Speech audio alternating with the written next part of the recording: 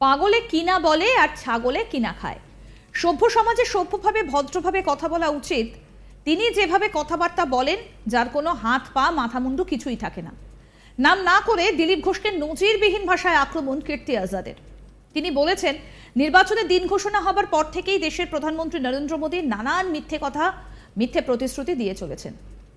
বুধবার দুপুর ৩টে নাগাদ পানাগড় স্টেশন সংলগ্ন হনুমান মন্দিরের ২৫তম প্রতিষ্ঠা দিবস উপলক্ষে স্ত্রীকে সঙ্গে নিয়ে পুজো দেন বর্ধমান দুর্গাপুরের এবারের তৃণমূল প্রার্থী কীর্তি আজাদ।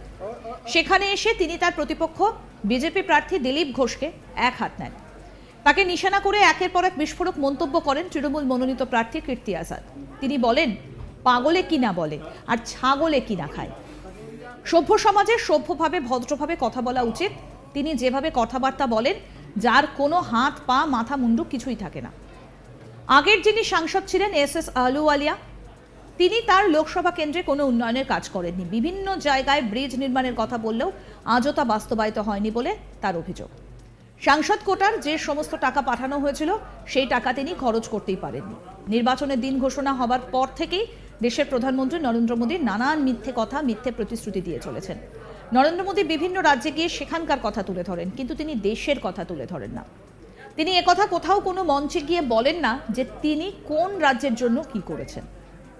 এবার আপনাদের শোনাবো কি বলছেন তৃণমূল প্রার্থী কীর্তি আজাদ। শুনুন। दिलीप घोष के अलावा आपके पास कोई प्रश्न हो दुर्गापुर और वर्धमान के लिए, जो जिस लोकसभा संसदीय क्षेत्र के लिए हम लड़ रहे हैं, उसके लिए बात करेंगे। पागल की न बोलो और छागल की न खाए। हम अधिक ज़्यादा नहीं उनके बारे में बोलना चाहते हैं। आप हमसे क्षेत्रीय समस्याओं के बारे में पूछिए, जो केंद्र सरकार छोड़ कर गई है। आज तक 10 सालों में जो बड़ी बड़ी इंडस्ट्री सेंट्रल गवर्नमेंट की बंद पड़ी है, उसके ऊपर कोई जवाब नहीं है। एस आहलूवालिया साहब ने जो अपना एक कोष खर्च नहीं किया अभी तक। वर्धमान में जो NH के ऊपर एक रेल ओवरब्रिज आना था, वो नहीं आया। दुर्गापुर के अंदर जिस प्रकार से लोगों को विस्थापित करने का प्रयास किया जा रहा है, उनको जगह नहीं दी जा रही। इन सब चीज़ों पर बात करें। दिलीप घोष से कहें कि यह चुनाव नरेंद्र मोदी का चुनाव है, और नरेंद्र मोदी रोज़ कोई ना कोई एक नया जुमला छोड़ते रहते हैं। अब उन जुमलों का क्या कोई जवाब दे। बंगाल में जाएंगे, बंगाल की बात करेंगे। बिहार में जाएंगे, बिहार की बात करेंगे।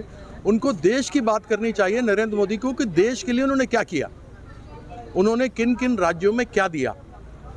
न कि दिलीप घोष के जैसे आदमी की बैठी बात हम जो है, जिसका कोई सिर पैर नहीं होता, उसके बारे में बात करते हैं। उन्होंने कह दिया कि बंगाल में रहने वाले लोग सभी दरिद्र हैं। अब यह शब्द क्या ठीक है? बंगाल में रहने वाले सभी लोग दरिद्र हैं क्या? क्या कहना चाहते हैं वो? दरिद्रता से भरे पड़े हैं, लोग पैसा ले रहे हैं, या तो ये कोई ज़बान थोड़ा ना है। तो हम तो यही कहेंगे कि एक सभ्य समाज को सभ्य तरीके से बात करना चाहिए। मैं दिलीप घोष के साथ जबान नहीं लड़ाने वाला, क्योंकि हमारे संस्कार में बुरा बात, गलत बात बोलना नहीं है। आप आलोचना कीजिए, आप किसी का विवेचना कीजिए, आप किसी के बारे में उनकी आलोचना, खराब आलोचना करिए, लेकिन शब्दों का चयन सही कीजिए।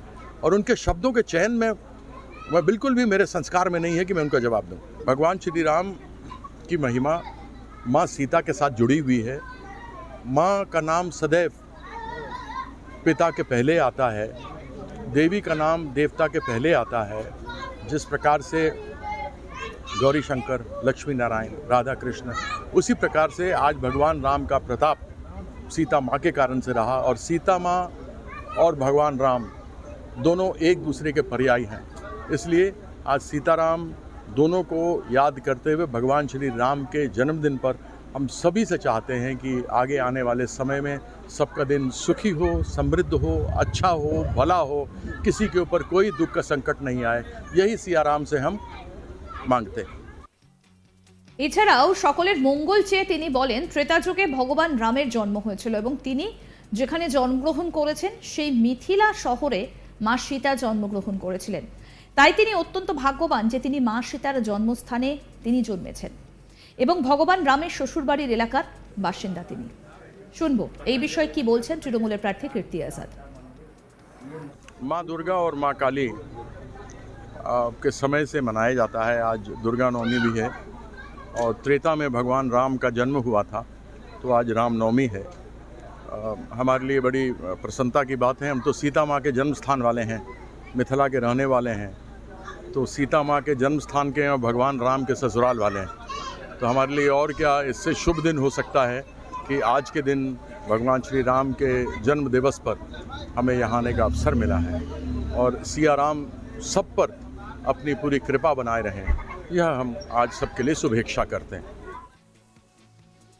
দিন কয়েক আগেই তিনি বলেছিলেন সাবধান থাকবেন, বিজেপি এসেছে, এরা এসেছে অশান্তি করাতে। মোদিজি বলেছেন তার অশান্তির ভয় রয়েছে, এরা অশান্তি করাবে। কারণ জবে থেকে বিজেপির দিলীপ ঘোষ এখানে এসেছে, অন্যদের একজন কর্মীকে আক্রমণ করে মাথা ফাটিয়ে দিয়েছে, হাসপাতালে ভর্তি হতে হয়েছে তাকে। এরা হিংসা ছড়াবে, হিন্দু মুসলমানের নামে একে অপরের সঙ্গে লড়িয়ে দেবে। যে ভদ্রতার জন্য বাংলাকে সারা দেশ জানে, সেখানে দিলীপ ঘোষের মতো অভদ্র লোককে ঘরে ঢুকতে দেবেন না। ওকে বোঝান যে মহিলাদের অপমান করেন, তাকে প্রশ্রয় দেওয়া হবে না। মেদিনীপুর থেকে বিজেপির কার্যকর্তারা ওকে প্যাকিং করে এখানে পাঠিয়েছেন, তেমনি প্যাকিং করেই আমরা এখান থেকে মেদিনীপুরে পাঠিয়ে দেবো। কার্যত বিস্ফোরক তৃণমূল প্রার্থী কীর্তি আজাদ। আর কি বললেন তিনি, এবার সেটাও শোনাবো। तो एक तरफ मोदी का झूठा गारंटी, इधर दीदी का 100% सच्चा लाइफ टाइम जिंदगी भर का वारंटी। 1,60,000 करोड़ रुपया बंगाल का इस साल का नरेंद्र मोदी अपने जेब में रखा हुआ है। हम तो पूछना चाहते हैं कि जितना भी भारतीय जनता पार्टी का एमपी हुआ, 18 लोग था ना या एमपी, उस 18 एमपी में कोई एक बार भी पार्लियामेंट में बंगाल के लिए एक बार भी पार्लियामेंट में आवाज उठाया कि हमारे हिस्से का पैसा, हमारे बंगाल का हिस्से का पैसा हमको दो। इतना तंग किया दीदी को, लेकिन दीदी घबराए नहीं। पहले दुर्गा मां का बदनाम किया। আমাদের প্রতিনিধি অনিল গিরি কি প্রতিবেদন তুলে ধরলেন, শোনাবো। পাগল কিনা বলে আর ছাগল কিনা খায়, এই ভাষায় দুর্গাপুর বর্ধমান লোকসভার তৃণমূল কংগ্রেস প্রার্থী কীর্তি আজাদ বিজেপি প্রার্থী দিলীপ ঘোষ উদ্দেশ্যে বলেন।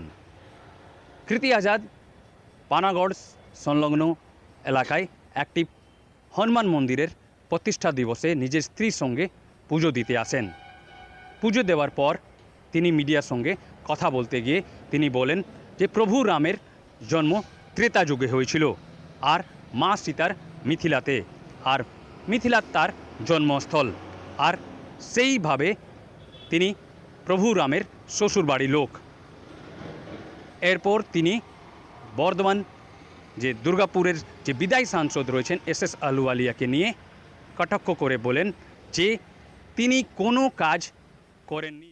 আরও আপডেট পেতে দেখতে থাকুন আজ তাক বাংলার ইউটিউব চ্যানেল, সাবস্ক্রাইব করুন।